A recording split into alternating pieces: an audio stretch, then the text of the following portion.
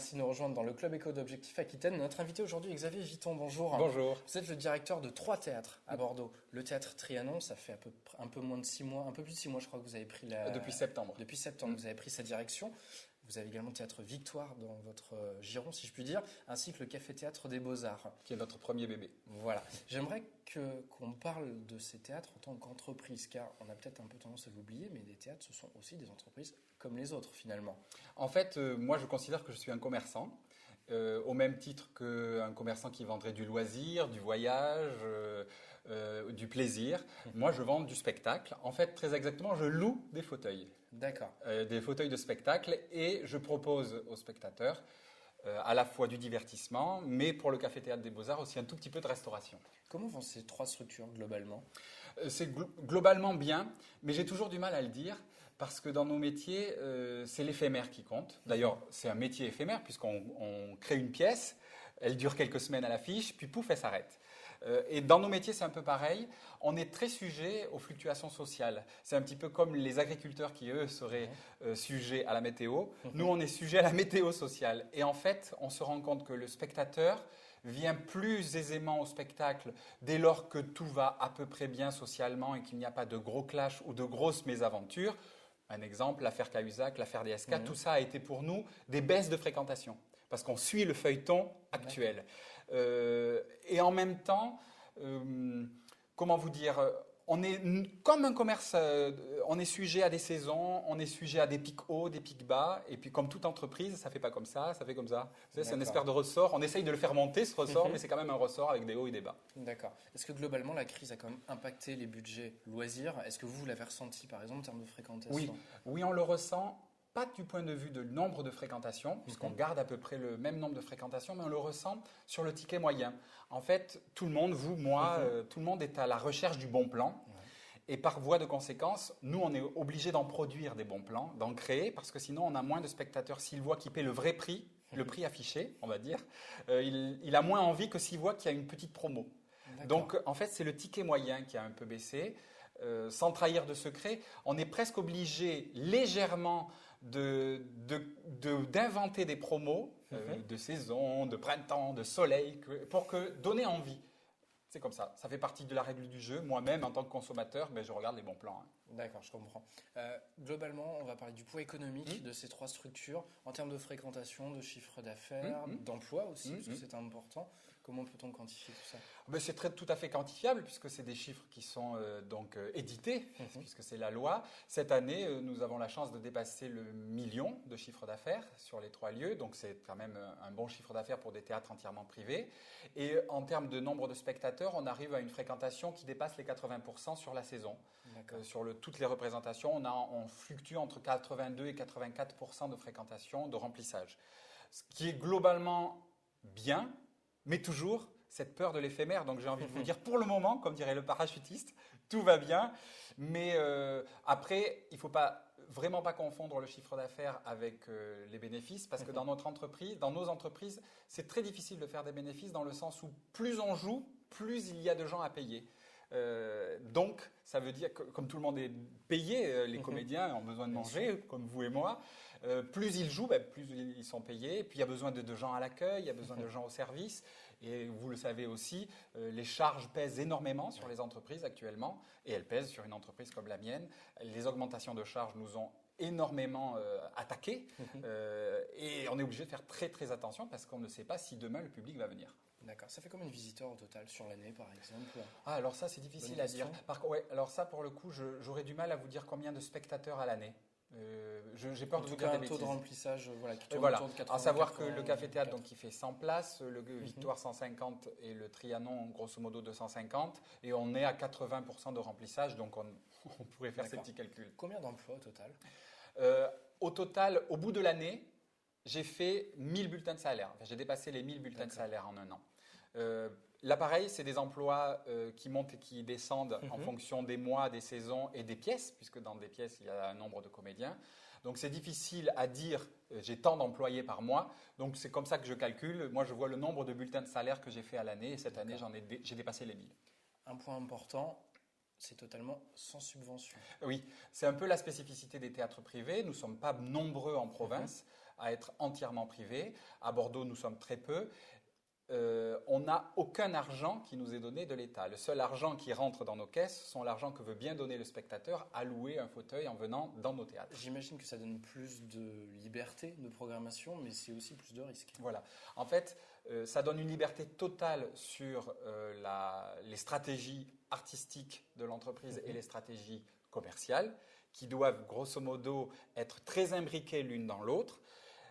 Ça donne une liberté totale dans les choix de gens avec qui je veux travailler et quel est l'état d'esprit que je veux créer dans mon entreprise, dans la petite planète que j'ai eu la chance de créer. Mais ça donne une pression, c'est qu'on est totalement assujetti au spectateur et à ses désirs. C'est ce que j'ai voulu. En fait, quand j'ai créé le café-théâtre, j'ai souhaité qu'il n'y ait plus entre moi et le public d'intermédiaire. Je voulais être sanctionné par le public en premier et que les spectacles que je produise ou que nous donnons à l'affiche, que ce soit le spectateur qui décide si c'est bien ou mal et qu'il n'y ait pas d'intermédiaire, un producteur, un diffuseur, un programmateur, un président de collectivité territoriale quelconque qui fasse un pré-choix.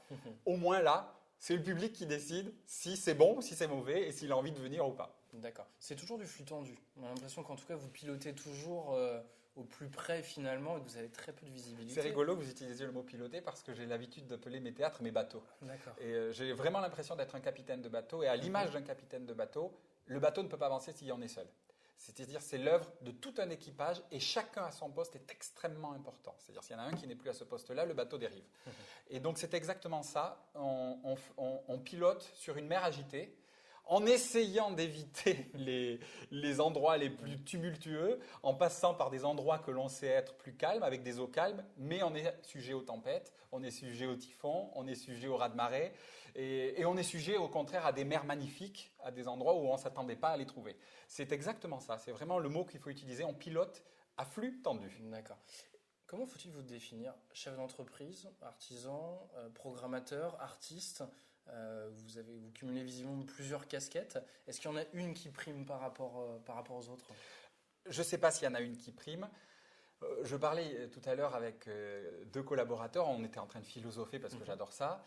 Et en fait, je me disais que ce qui est intéressant quand on est chef d'entreprise, c'est d'essayer que son entreprise soit une petite planète et que dans cette petite planète règne une philosophie qui se rapproche de celle qui nous est bénéfique. Quand on est chef d'entreprise, c'est d'abord celle qui m'est bénéfique à moi, bien évidemment. Mais ce que j'aime, parce que c'est mon intérêt secondaire sûrement quelque part, c'est que les gens s'y sentent bien.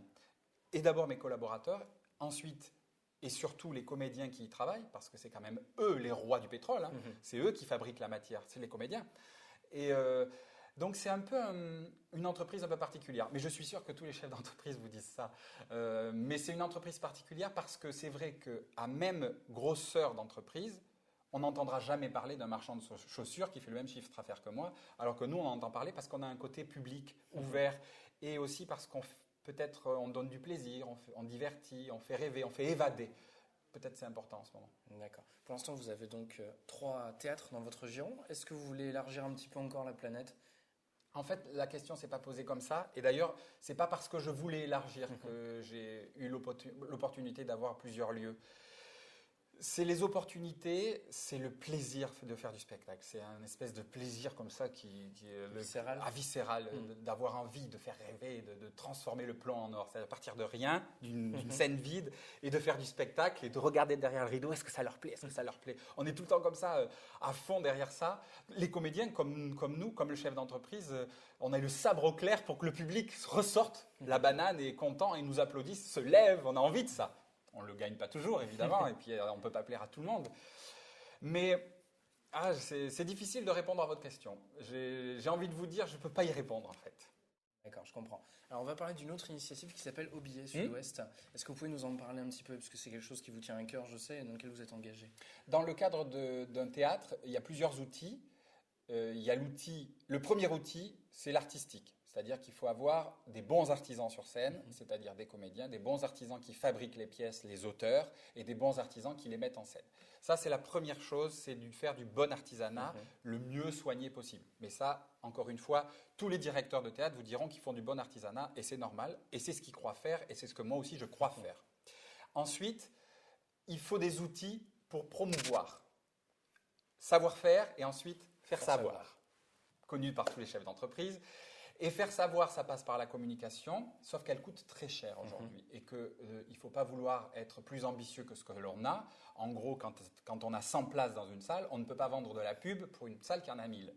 Donc, il faut avoir plein de petits outils à notre actif et Au Billet Sud-Ouest en fait partie. C'est une plateforme de vente de billets, de spectacles par Internet. En fait, ce qui m'est venu à l'idée et qui a été partagé par mes associés, c'est qu'on passe par des prestataires, j'appelle ça des épiceries, qui vendent notre produit.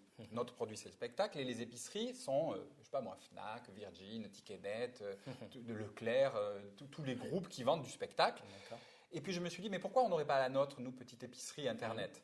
Et donc, j'ai décidé d'ouvrir Au Billet Sud-Ouest. C'est une plateforme de vente qui existe déjà sur Paris, qui s'appelle Au Billet.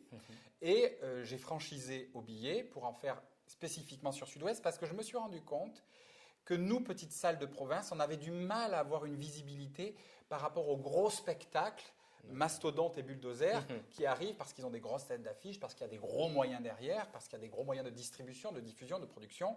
Et donc, sur les sites de vente comme celui de Fnac ou de Ticketnet, etc., notre affiche venait en 2600e et on était noyés. Je me suis dit, pourquoi on ne créerait pas, nous, un site de vente purement régional, que sur le Sud-Ouest, où il n'y aurait que les spectacles du Sud-Ouest. Et en fait, c'est ce qui s'est passé. J'ai franchisé, donc, parce que ça, c'est une usine à gaz, une usine de vente sur Internet, c'est terriblement difficile. La vente de billets de spectacle est extrêmement difficile. Il y en a plein qui s'y sont usés les dents, comme on dit, et qui ont abandonné. Et d'ailleurs, sur Paris, il y en a beaucoup, et beaucoup qui sont en train d'abandonner, parce que c'est très compliqué. Le spectateur est très difficile, et c'est difficile de gérer les annulations, au contraire, les complets, les machins, les trucs, bref, les différentes catégories. Et donc, mon idée a été de créer ce Au Billet Sud-Ouest. Je me suis dit, ça sera un outil de diffusion, de promotion, qui va aider, parce que le net, c'est l'outil principal. Maintenant, 70% des billets, voire 80% sont vendus par le net. Et autant que j'ai aussi le mien, enfin, je dis le mien, mais celui qui est à notre service aussi et avant tout. Et puis, du coup, je l'ai ouvert à d'autres salles de spectacle du Sud-Ouest, que ça aille de La Rochelle à Toulouse. Parce que, puisque cet outil existait, je l'ai proposé à des confrères. Et les confrères les plus avisés qui vendent leur place sur Internet se sont dit vaut mieux être présent, puisque ça ne leur coûte rien, plutôt que de ne pas en faire partie. Et c'est la raison pour laquelle vous verrez à la fois les spectacles qui appartiennent à mes théâtres, mais tout un tas d'autres théâtres. Je crois qu'on en a une centaine de salles de spectacle qui vendent leurs spectacles au travers de ce site de vente. Parce que finalement, même s'ils n'en vendent que 4, même que 6 ou que 2, c'est toujours de plus. Ça leur coûte rien. Et ça leur coûte rien. Puisque pour le spectateur, très clairement, c'est marqué qu'il y a des frais de billetterie, puisqu'il faut bien se nourrir quelque part. Le travail de mise en ligne, le travail d'accueil, de mise en place du site, etc., il faut le rémunérer. Mais c'est marqué, il y a le prix de la place et la marge. Ce qui est rare, même dans les supermarchés, on ne voit pas la marge. Non, justement, c'est ce que j'allais vous dire. On est les seuls à marquer la marge que l'on a sur un billet. Mais bon, c'est comme ça. C'est la loi dans notre métier. Une centaine de théâtres à peu près affiliés, si je puis dire, actuellement. L'objectif, c'est de faire grimper un peu le chiffre ou pour être honnête, en fait, je ne me suis pas créé d'objectif puisqu'à la base, c'était un outil. C'est au fur et à mesure, je me suis dit autant que ça serve. Et puis maintenant, c'est des festivals qui viennent dire est-ce qu'on peut vendre sur votre site puisqu'il y a un retour sur vente et puis surtout une visibilité. Et il y a un être humain. Tandis que des sites, encore une fois, je le cite, mais Fnac ou d'autres, ou Ticketnet ou France Billet, c'est loin, ils sont à Paris, on n'a jamais la même personne. Là, on sait à qui on a affaire, on sait à qui on parle. S'ils ont besoin d'une petite mise en valeur, s'ils ont besoin d'un code promo, on est très réactif puisqu'on est encore artisanal, ce que j'espère on restera en fait. D'accord. Xavier Vitton, merci beaucoup Avec plaisir pour cette interview et merci de nous avoir suivis dans le Club Éco.